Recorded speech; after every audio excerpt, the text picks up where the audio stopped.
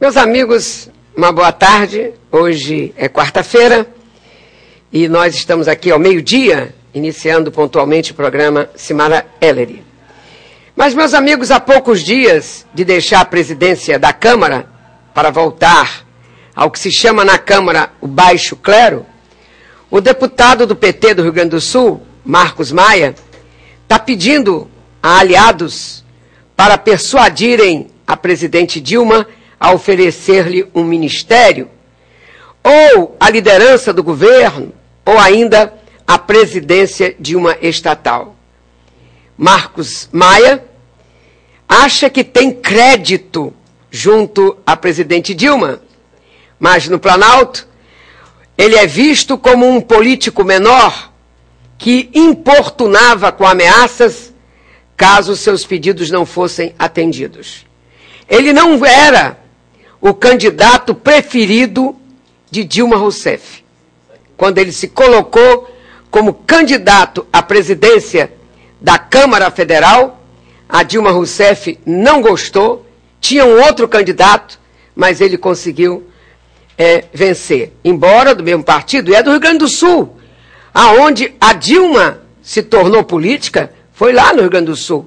Nasceu em Minas Gerais, mas a política dela foi toda no Rio Grande do Sul. Ela era pedetista, do PDT de Brizola. Pois bem, vocês se lembram de Severino Cavalcante, do PT? Pois bem, Marco Maia sempre passou a impressão de não ter aquela dimensão do cargo de presidente da Câmara. Falava mal, se posicionava mal, instigava o Supremo Tribunal Federal, queria um choque entre poderes, então não foi bom.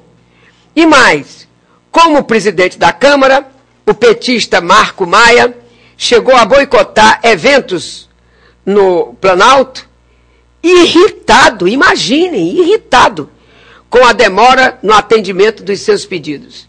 Se não a presidência da República não resolver aquilo que eu quero, eu então vou dificultar determinadas ações aqui no plenário da Câmara.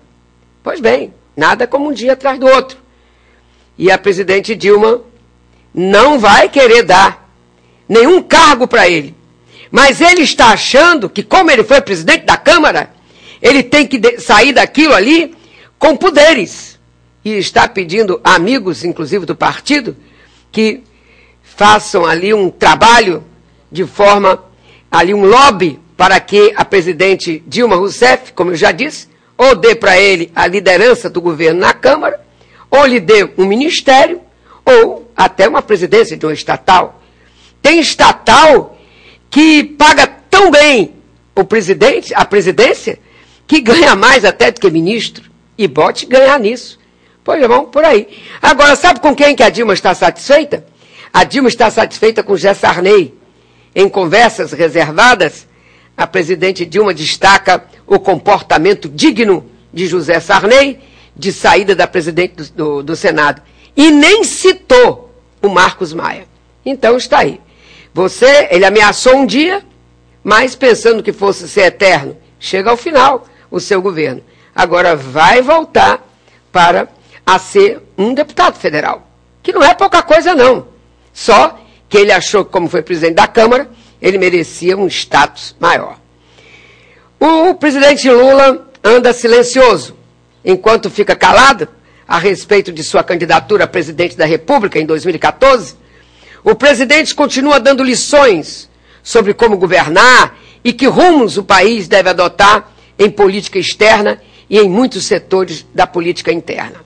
Em vez dele, seus ex-ministros, Paulo Okamoto, Paulo Vanucci, Luiz Dulce, esses três, por exemplo, acabam de declarar, ainda que sem muita ênfase, que o ex-presidente Lula apoia, sim, a reeleição de Dilma Rousseff. Quando perguntam para eles, será o presidente Lula vai ser candidato a presidente da República? Ou vai ser a Dilma? Não, deve ser a Dilma. Não bota aquele negócio assim, claro, ou então, Dilma, mas assim, colocando com firmeza. É um negócio meio, sabe, meio estudado. uma coisa que diz, mas não parece que diz, aquele negócio meio estranho. Mas para o jornalista político Carlos Chagas, que eu li hoje de manhã, pode até ser. Mas não deixa de se registrar no Palácio do Planalto um certo receio de Lula atropelar a Dilma. É de mestre escola o comportamento do Lula diante de Dilma, na medida em que permanece avançando palpites variados sobre funções que não exerce mais. Se mete em tudo do governo. E por tudo isso, o Lula mantém aberta a janela da sua candidatura, mobilizando o seu Ministério das Sombras para dizer o que ele não diz. Bom, eu sei que o deputado Devanir Ribeiro, de São Paulo, garante que o seu compadre, o Lula, não vai disputar a presidência da República em 2014 ou em 2018. Ele vai a cuidar dos bisnetos, para desgosto da oposição. Por que para o desgosto da oposição? Eu posso interpretar de outra forma. Desgosto da oposição porque o presidente Lula não está com boa fama, não. As pessoas... Houve uma pesquisa que vocês viram, que grande parte do país acha que ele tem envolvimento, sim.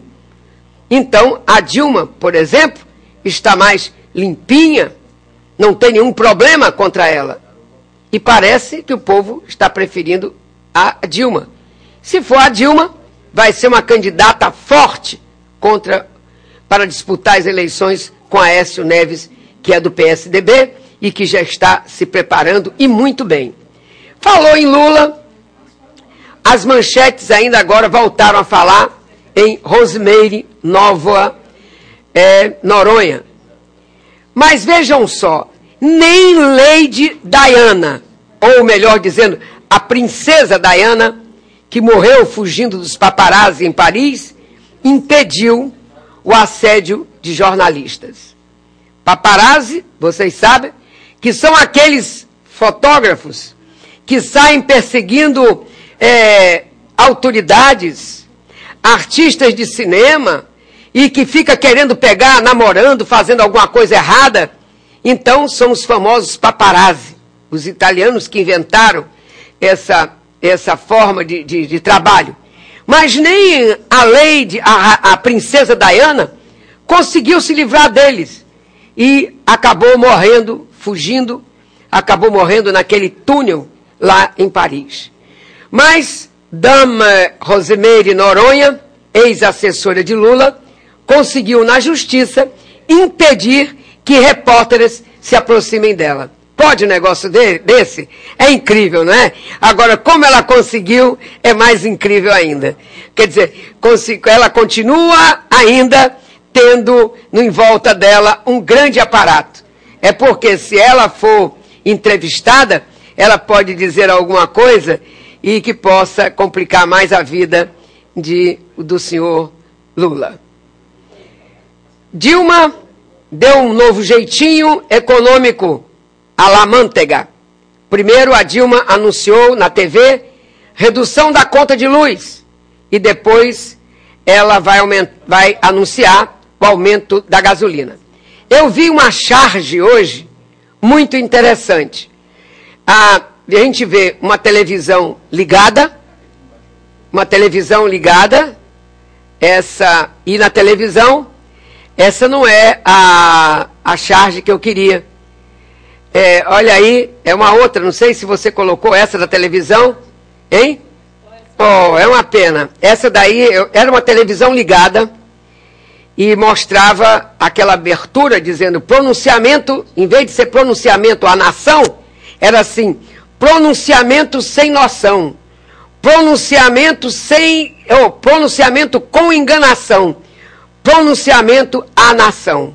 Era assim que é a notícia. Aí se vê a Dilma na televisão dizendo, a conta de luz vai cair.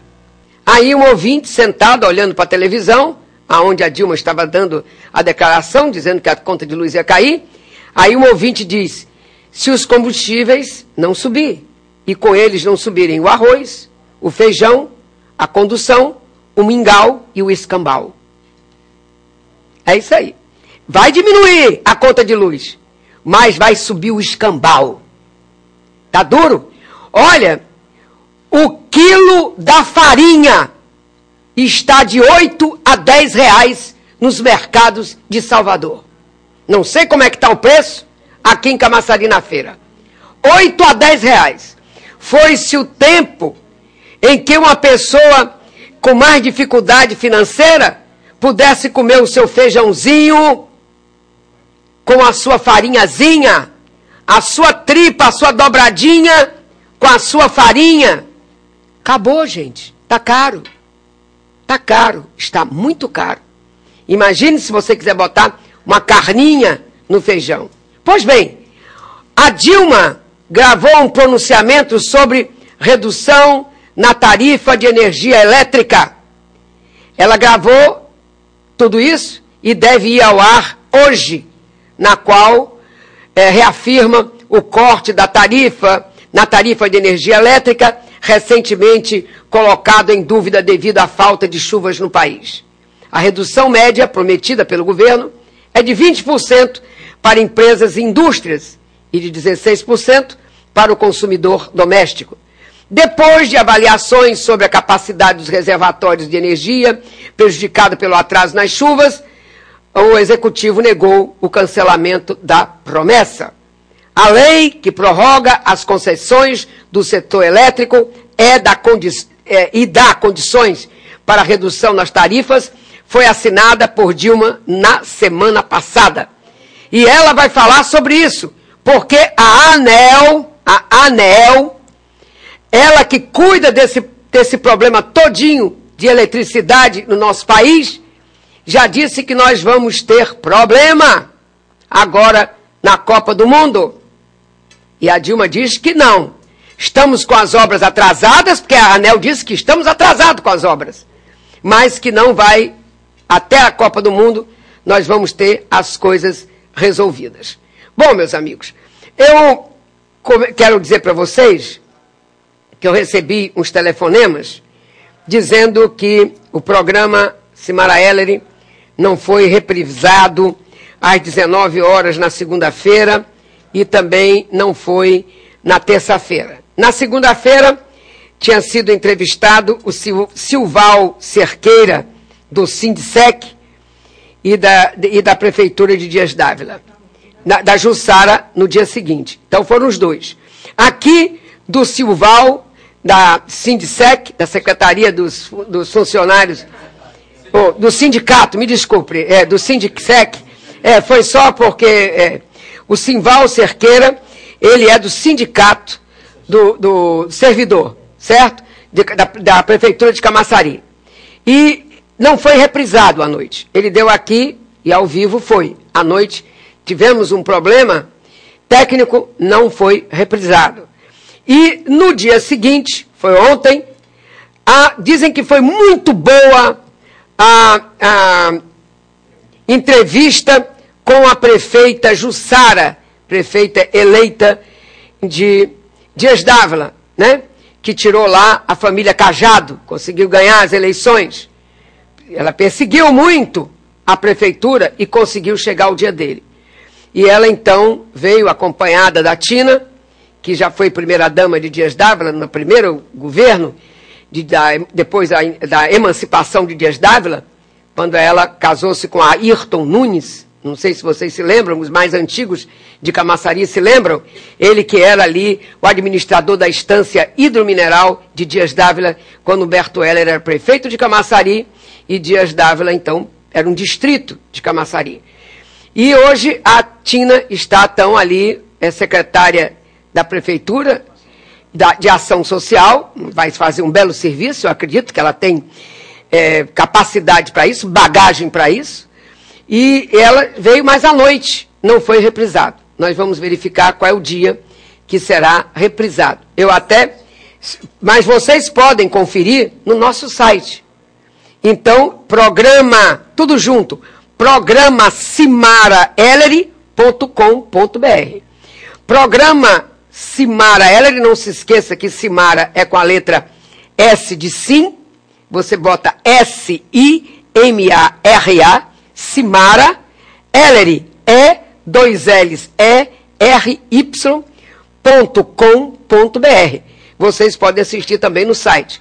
Eu até digo para o Humberto, se ele achar conveniente, num dia a gente pode passar esse programa, escolher um dia, numa terça, quarta ou quinta, qual é o dia, que passa tanto no horário de meio-dia e repete à noite, porque, afinal de contas, uma prefeita também ter vindo aqui, né, isso é uma coisa que tem muita gente que trabalha em Camaçari, mas é morador de Dias d'Ávila.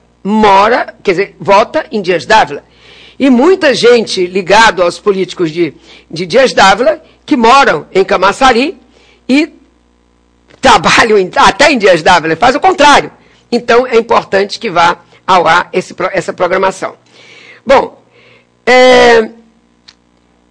Wagner voltou.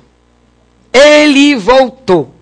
O governador finalmente chegou da China e deve anunciar mudanças no secretariado dele hoje. É o que a imprensa está esperando. Era o que ele dizia.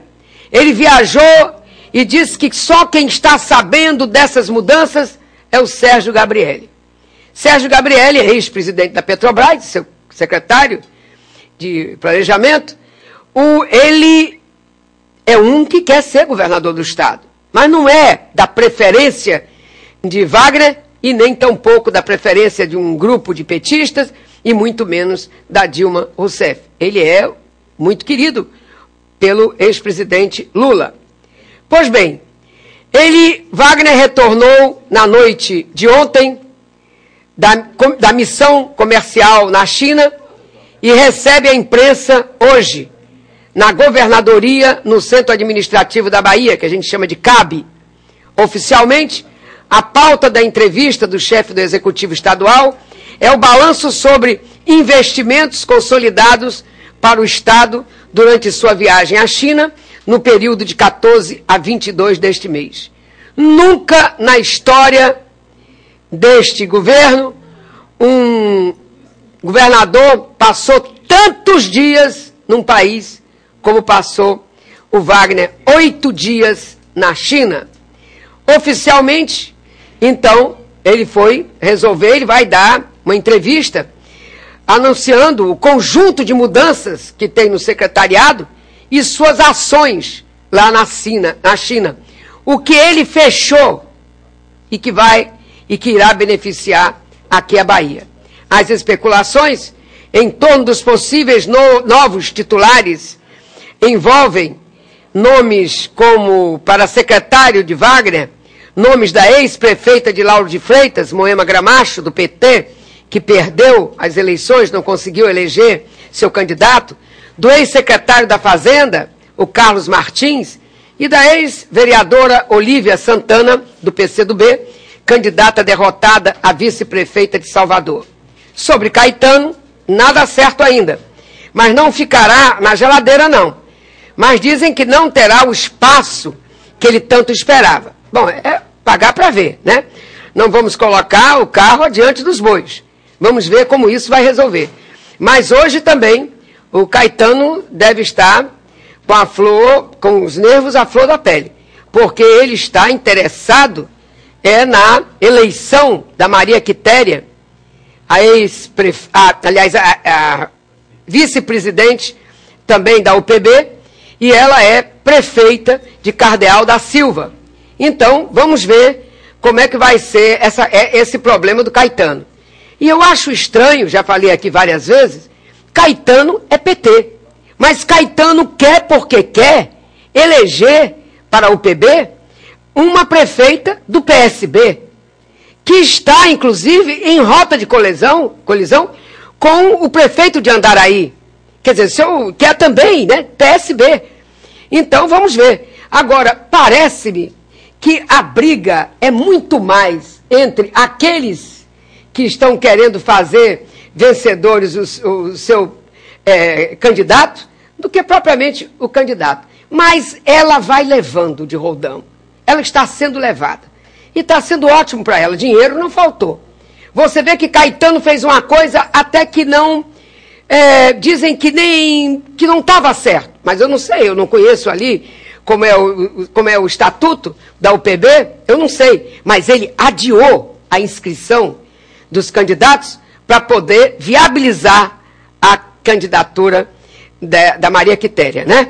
Maria Quitéria deu tempo de aí escolher quem ia ser o seu vice, o diretor disso, diretoria daquilo, tudo arrumado. Mas vamos esperar. Agora, Caetano está querendo muita coisa, vocês sabem. Ele quer a presidência do PT, ele queria uma secretaria, não sei se vai ter. O Caetano quer ser candidato a governador ou senador. Senador acho que ele não vai querer não, porque uma vaga só não vai arriscar isso. E dizem que o governador Wagner até já andam dizendo que poderá ser candidato também a senador. Vamos lá, vamos ver como as coisas vão mais adiante. Bom, meus amigos, nós temos aqui, só para não deixar, nós vamos ter uma entrevista com o vereador de Salvador, o Luiz Carlos. Só não me disseram, Luiz Carlos, seu partido? PRB. Ah, o PRB. Tá bom, grande partido, viu? Parabéns, vou lhe acompanhar bastante. Mas antes, choveu um pouco aqui em Camaçari pela manhã. E a ponte aqui do bairro do Natal está interditada. Eu pergunto para vocês uma coisa que eu fico preocupado, que a chuva desta manhã, nós vamos ver que nós estamos temendo alagamentos. Se não correrem com as obras, nós poderemos ter surpresas desagradáveis. Então, vou perguntar ao Almir, que caminhava com a nossa, aqui, maquinazinha de filmar da nosso programa Simara Ellery, e pôde colher para vocês essas imagens hoje pela manhã. Por conta da reconstrução da ponte da Terceira Travessa Maria Meire, intervenção que integra a obra de revitalização urbanista da bacia do Rio Camaçari, a rua Paranapanema está interditada desde a tarde da última terça-feira. O acesso entre os bairros Nova Vitória e Natal deve ser feito a partir de agora pelo centro da cidade. Muito bem. E agora? E a água de hoje? Eu quero ver a chuva, o que causou, né? Vamos ver o que nós temos aqui com relação à nossa chuvada de hoje. Olha aí a imagem. Como é que está isso aí? Como subiu o rio. Tá vendo? Por quê? Porque a obra demorou. O Caetano deixou essa obra ela era para ser iniciada há 8 anos. Era uma obra que, quando ele fez a campanha dele, riquíssima por sinal, isso ele devia agradecer ao Sérgio Gabrielli. Ele sobrevoava Camaçari no helicóptero e mostrava as imagens, ele tinha distribuído uns folders pela cidade, mostrando que esse rio, você ia poder tomar banho, né, com vestido de maiô, de biquíni, né, e tomando banho, com a barraca de praia aqui, tomando sua cervejinha, a água muito azul, foi a animação que ele fez. Mas, para não ficar tão feio, ele iniciou uma obra nos últimos dias do governo dele, pediu-se dinheiro emprestado. Olha, como o Camaçari pediu dinheiro emprestado nesse final de governo do Caetano, hein? Incrível uma coisa dessa. Bom, quem pode ter uma Câmara toda na sua mão? Agora, Camaçari hoje é dominado pela família Maia e a família Caetano. Bom, vamos lá? Pois é, nós temos que... Camaçari, Caetano, ó, eu passo a página. Eu tenho que dizer o que ele não fez. Agora, quanto a Ademar Delgado, eu tenho que dar um crédito para ele, um tempo, para ele mostrar o que vai fazer. Bom administrador, foi secretário. Ali ele presidiu ali a Limpec, na época de Humberto Heller. Sempre foi eficiente. Acredito que vai fazer uma boa administração. Agora, como veio do grupo de Caetano, eu também não vou dar tempo demais para ele, não. Já já eu vou começar a fazer as cobranças. Agora, gostaria do fundo do meu coração que o Ademar fizesse uma boa administração. Mas gostaria mesmo, para mostrar o que ele faz com a arrecadação de Camaçari, que o Caetano não fez.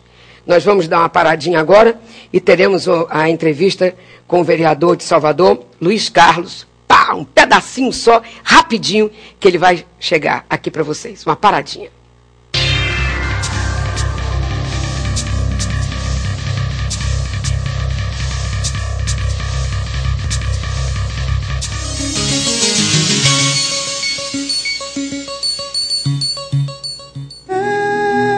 Quanto vale um sorriso? Quanto vale um olhar de esperança? Quanto vale uma família? Quanto vale a vontade de estar vivo? O Hospital Aristides Maltês está correndo o risco de acabar. Seja um cidadão solidário. Ajude o Hospital Aristides Maltês. Acesse o site. Obrigado.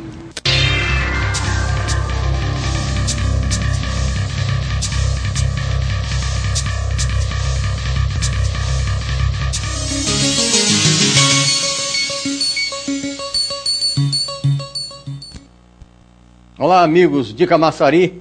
Estamos aqui com o programa Simara Ellery, Camaçari TV, canal 33.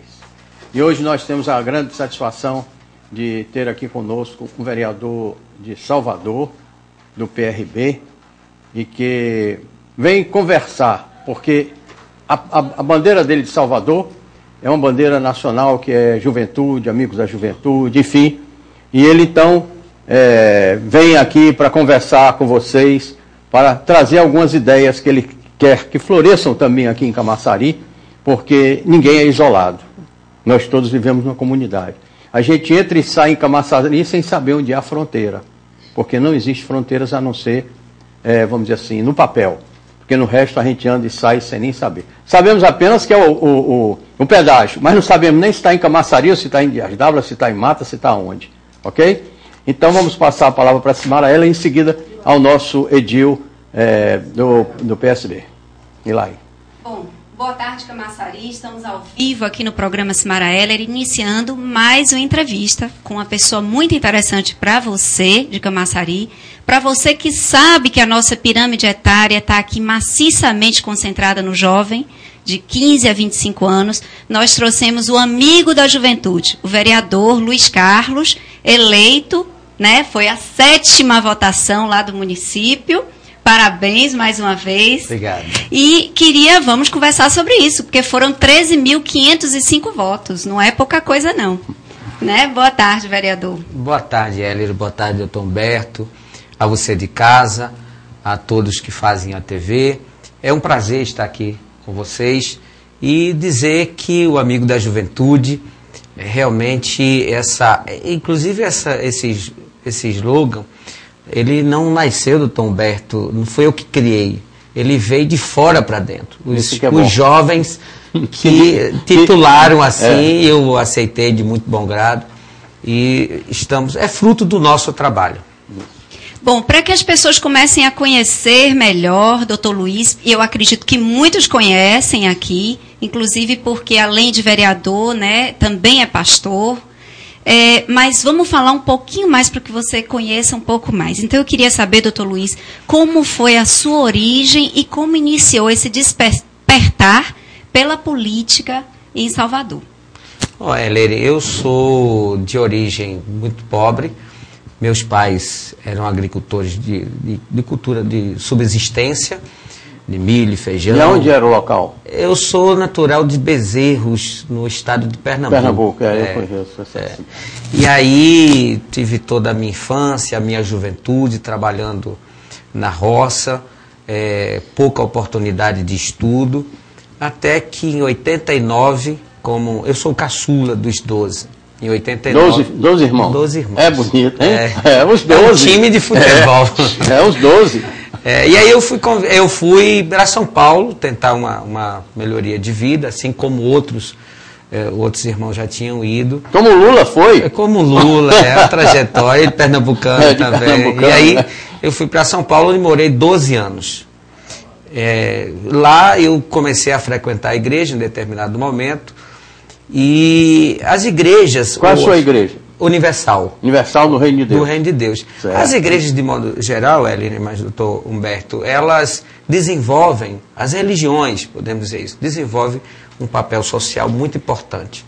Na ausência do governo, ela traz um trabalho auxiliar aos governos, seja municipal, estadual e federal, e entram nas comunidades, tem acesso livre, conhece a fundo os problemas da comunidade e desenvolve um trabalho muito importante. Aí que eu comecei a frequentar a igreja, eu comecei a me envolver com esses trabalhos sociais,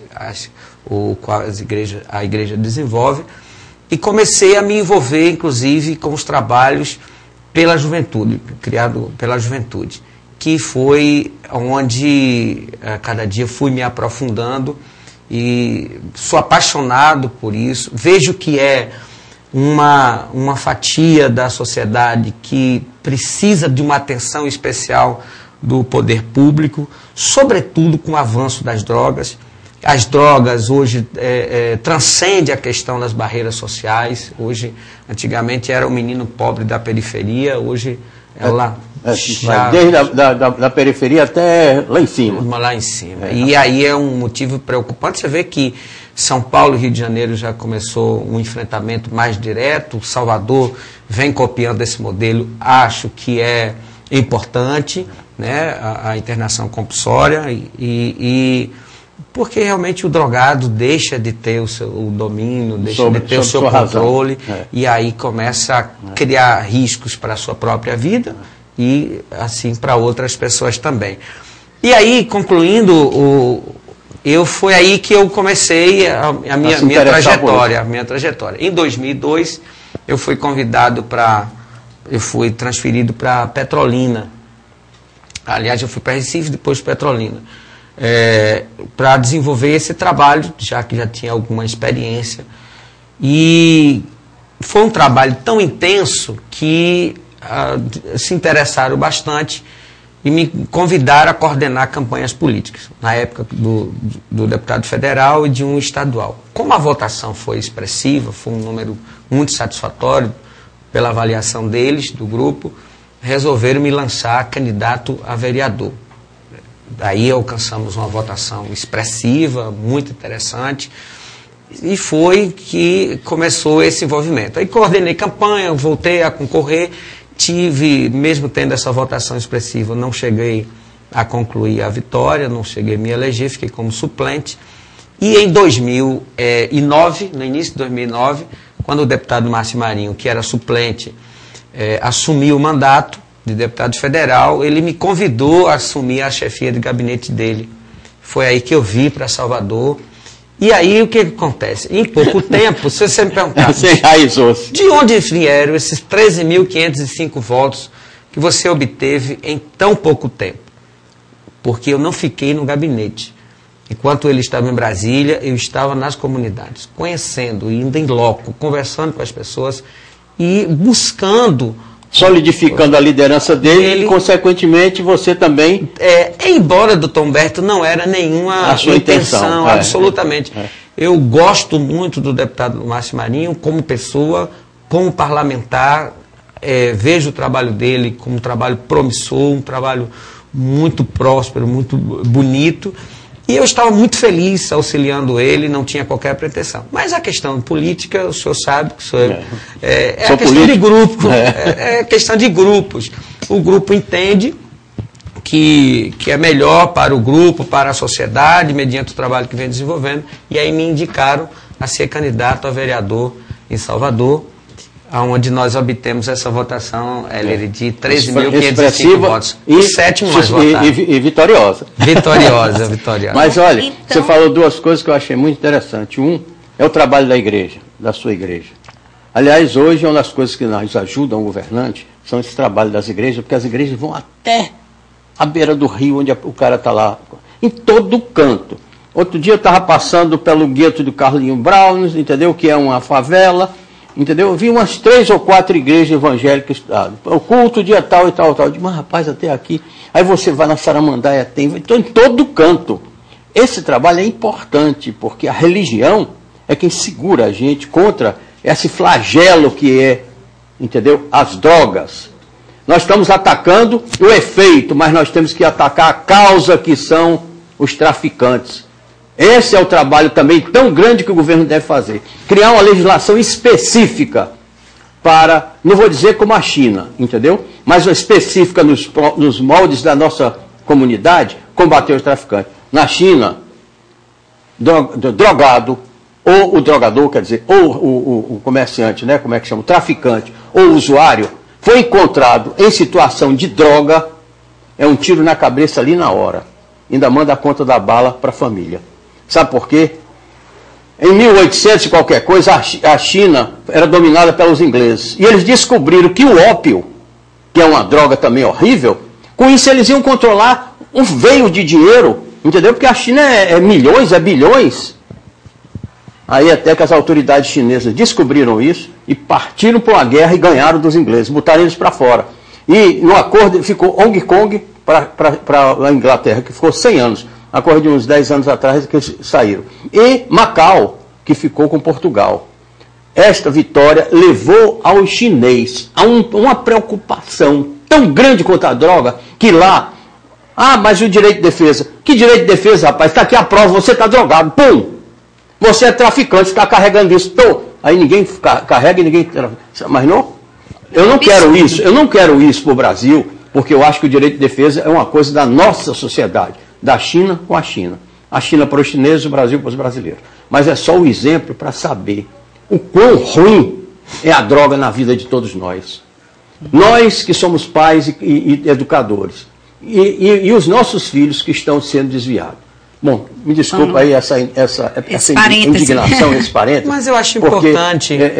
Olha, quando fala em droga, eu fico drogado no outro sentido. Eu acho importante, inclusive, ele dizer o seguinte, que o nosso Força Jovem, ele desenvolve no Estado esse trabalho, e no Estado da Bahia nós temos 45 mil jovens, oriundos da prostituição, das drogas, sobretudo, jovens que eram rebeldes, que não iam à escola, que não estudavam. E aí o que acontece? São 45 mil jovens no Estado, 18 mil jovens em Salvador. Jovens que davam preocupações profundas aos seus pais, à sociedade, e hoje estão aí contribuindo, estudando, cuidando de suas famílias, ajudando na construção da família. Eu acho que isso é importantíssimo, como o senhor colocou, as igrejas realmente fazem um trabalho importante. Isso eu estou falando da minha instituição, a instituição a qual eu frequento. Mas quantas outras não fazem exatamente esse trabalho igual ou até maior? Então, assim, acho importante o apoio do governo às instituições religiosas para que possam desenvolver. Eu até discutia, Heller, desculpa, mas assim, os finais de semana, por que a prefeitura...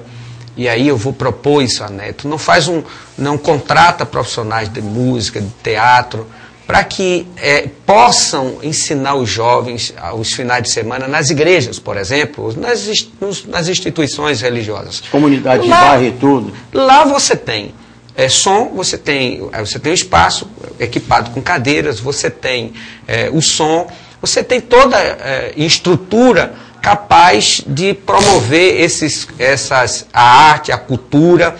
Porque o que acontece? O jovem fica no final de semana na comunidade, na periferia do Tom Humberto, sem ter uma quadra de esporte para jogar bola, sem ter absolutamente nada para fazer, muitas das vezes não tem a passagem para ir a um shopping center, e aí o que ele faz? Se torna uma presa fácil para ser cooptado pelo crime.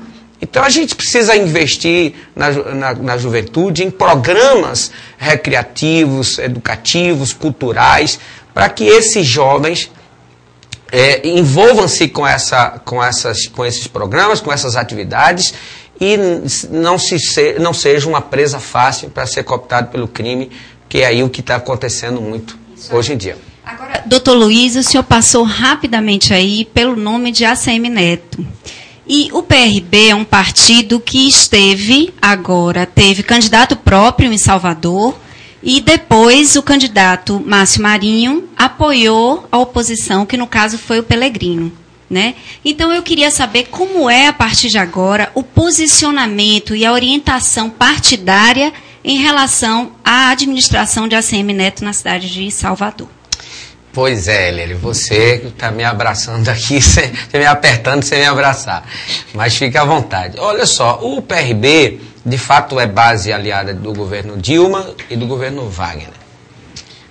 Mas o PRB não quer fazer oposição à cidade de Salvador. O PRB quer trabalhar por uma Salvador melhor. Paira no coração de todos os soteropolitanos o desejo de mudança. de reconstruir Salvador. E o PRB não quer ficar fora desse processo, quer participar. O PMDB, por exemplo, ele apoia Dilma e não apoia Wagner. Eu acho que hoje... apoia Neto. Apoia Neto. Eu acho que hoje já não existe mais. Hoje se conversa, se dialoga, se discute projetos e não ideologia partidária. Claro que cada partido tem a sua ideologia, tem a sua frente de trabalho, o seu projeto, mas esse projeto partidário não pode se sobrepor ao projeto coletivo que é ajudar Salvador. Então, assim, o PRB vem conversando, sim, com o prefeito Assemineto, que está querendo mostrar trabalho, que está buscando essa resposta, dar a resposta que Salvador depositou nele, que é uma mudança. O PRB quer ajudar o prefeito Assemineto, sem sombra de dúvida, sem deixar de lado os seus princípios, sem abandonar suas alianças. Agora, doutor Luiz, bom, falando do PRB, o PRB é um partido relativamente novo, né? São 4 eleições que o partido enfrentou.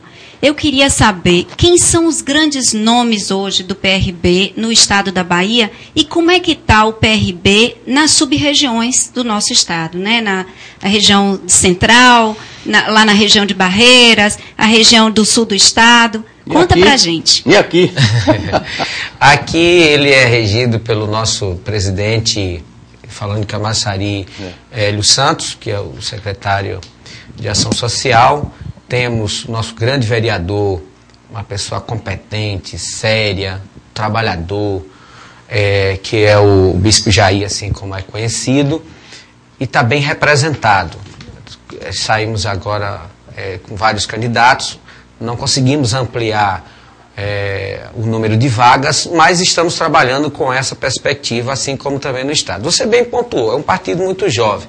Foi a 4ª eleição que nós concorremos e nós hoje temos 126 vereadores no Estado, temos 3 prefeitos, inclusive de cidades importantes como Itabuna, que é o prefeito Vani do Renascer. Temos 2 deputados federais, que é o deputado Márcio Marinho e o deputado Acelino Popó de Freitas. E temos 2 deputados estaduais, que são José de Arimateia e Cidelvan Nóbrega. Essas figuras que a gente pode dizer que são mais importantes. Claro que a política não é feita só dos agentes partidários, do corpo técnico. A gente não pode esquecer disso.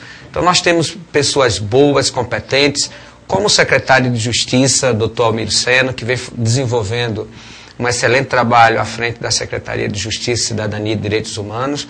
E aí a gente vem ampliando esses quadros técnicos no Estado. Vamos agora para a 5ª eleição, na próxima eleição de 2014. Esperando aí, estamos buscando figuras no Estado para compor esse quadro, porque o PRB acredita sim na mudança. Nós trabalhamos com essa perspectiva, com essa visão, porque a política é a ferramenta legal de transformação da sociedade, Tom Humberto. Não existe uma outra ferramenta, um outro meio. Tudo passa pela política. Nós não podemos estar alheio a esse processo. O PRB vem dando a sua contribuição. Temos uma figura importante a nível nacional, que é o ministro Marcelo Crivella, que à frente do Ministério da Pesca vem fazendo um excelente trabalho. Então o PRB vai avançar na próxima eleição. Se você tem qualquer pretensão, deseja ajudar na construção do seu estado, do seu município, do nosso país e quer sair candidato, o PRB está de portas abertas para lhe receber. Bom, agora esse foi o raciocínio macro do PRB. Agora a gente vai querer saber do raciocínio micro. Nós tivemos aqui semana passada com o presidente da Câmara de Camaçari, Theo Ribeiro, e ele revelou para a gente, segredou, né, que quando se elege vereador, logo se tem o desejo de chegar presidente da Câmara. E depois aspira-se deputado estadual, aspira-se uma prefeitura, deputado federal. Então a gente quer saber, de antemão aqui, qual é a sua próxima aspiração, já que a sua votação foi uma votação bastante expressiva em Salvador? Isso aqui fala baixinho porque é um segredo só entre nós três, viu? Não. Veja, foi me dado uma grande responsabilidade. São 3 milhões de habitantes que sonham com a Salvador melhor. E, nesse momento, o vereador Luiz Carlos não trabalha com essa possibilidade de ser candidato a deputado estadual ou federal. Eu quero responder positivamente aos anseios da sociedade, do eleitorado que me elegeu e de todo o soteropolitano. Digo sempre, doutor Humberto, não sou o salvador da pátria. Eu sou um vereador dentre os 43 que lá foram eleitos. A Câmara de Vereadores é uma casa de debate, é uma casa de correlação de forças, é preciso articulação, é preciso paciência e é o legislativo, o próprio nome já diz, para legislar. Quem executa é o executivo, é o prefeito, por isso que nós temos que estar alinhados, trabalhando numa união de forças para que Salvador saia desse buraco a qual ela se encontra. Eu gostaria de avisar apenas ao nosso pessoal que a importância do legislativo, entendeu? É porque ao poder público, ao governador, ao presidente e ao prefeito, só faz o que a lei autoriza. Isso é definição. Poder público só faz aquilo que a lei autoriza. Poder privado, que são as nossas atividades, nós fazemos tudo aquilo que não é proibido. Então, se não tem uma lei proibida, eu posso ir. Agora, já o poder público só pode fazer se a lei autorizar. Eu, para fazer uma desapropriação, tem que estar no plano diretor da cidade as áreas que poderão vir a ser desapropriadas dentro do estudo macro da cidade. A lei está lá, aí eu entro com o decreto de desapropriação, aí desaproprio, eu deposito dinheiro e entro na posse do bem. Veja o poder. Mas esse poder é dado por ele. Ele aqui representando todos os vereadores, porque eles é que criam a lei, que legisla e que permite o executivo fazer o que ele precisa fazer. Era só mais um parênteses que eu queria dar. Foi muito bem colocado, parabéns. Bom, agora a gente precisa saber, dentro do projeto de juventude, doutor Luiz, como é que vão ser? O que o senhor está pensando em termos de projeto, mas de uma forma mais concreta para contar aqui para a gente? Olha, eu fiz uma pequena introdução. Nós precisamos, a grande ferramenta de transformação chama-se educação. Agora, a educação por si só, a gente percebe que ela não resolve. O que eu quero dizer com isso? Eu vou exemplificar pelo Força Jovem, o qual nós desempenhamos. O que a gente faz? Convida os jovens só para vir ao domingo participar de um culto? Não. Nós criamos atividades esportivas em diversas modalidades que acaba prendendo, doutor Humberto, essa juventude durante a semana. E faz com que eles saiam da escola, participem do karatê, da aula de dança, de música, capoeira, e aí ele convida outros jovens para participar dessas atividades e no domingo ele está ali querendo ver a resposta do seu trabalho durante a semana. Muito bem, o que eu acho que tem que ser colocado exatamente isso no poder público? A gente precisa de uma educação de qualidade? Precisa, mas aliada a essa educação, a gente precisa de programas esportivos, precisa criar estrutura física no município, para que seja praticado essas atividades esportivas em todas as modalidades, porque já que é o poder público, há de se atender a necessidade do coletivo. Tem gente que quer jogar handebol, outro basquete, outro se apaixona pelo futebol e outro...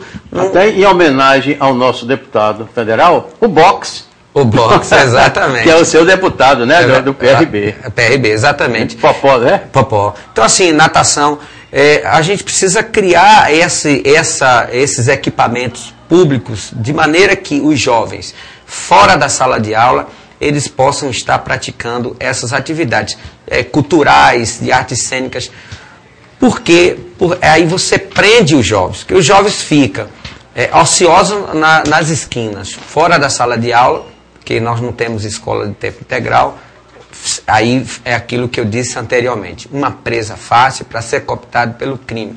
A falta de oportunidade, de perspectiva de vida, faz com que eles experimentem esse prato ruim, que o próprio nome já diz, a droga, se tornando o aviãozinho, o usuário, daqui a pouco pequenos traficantes. O que a gente vê, por exemplo, na mídia, prendeu esse ou aquele traficante, não são verdadeiramente os traficantes. Como o senhor colocou aqui, os traficantes são os grandes que têm... As grandes fortunas estão por trás. As fortunas, fazendas e outras coisas mais, a gente precisa combater também isso. Mas assim, falando de juventude, eu acho que esse é o caminho. Educação de qualidade, mas criando programas que possam envolver essa juventude, inclusive nos finais de semana, como eu mencionei, utilizando, já que para não onerar muito o município, Salvador, por exemplo, está endividada, não onerar o município, utiliza-se dos espaços, estruturas das igrejas, dos colégios e outras instituições religiosas,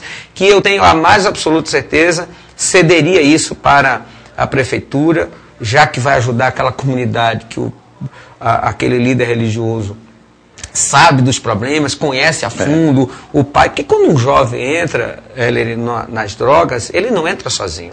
Com ele entra seu pai, a sua mãe, seus irmãos, por que não dizer toda a sociedade? Mas quando ele sai, também todos saem. E aí começa a ter uma visão de futuro melhor, um alívio e uma qualidade de vida, sem sombra de dúvida. Doutor Luiz, o PRB é um partido criado a partir de um grupo religioso. Então, é uma pergunta íntima, sinta-se à vontade para responder, mas como é que fica a sua relação com o divino? Eu queria que você contasse para a gente aqui. Já que se trata de um município, né, que, segundo o IBGE, proporcionalmente nós temos aqui em Camaçari o maior número de evangélicos do Brasil. Pois é, de fato, como você colocou, as maiores lideranças são do segmento. Mas a gente divide bem isso. O que é política, partidária, e o que é trabalho social, religioso. Então são duas coisas distintas, nós não misturamos esse debate. E quanto à minha fé, assim, eu sou pastor, já estou na igreja há 16 anos. Sou pastor, vou fazer 13 anos de pastorado, e onde aprendi muito e onde esses anos abneguei dos meus sonhos, renunciei os meus sonhos para ajudar na construção de outros.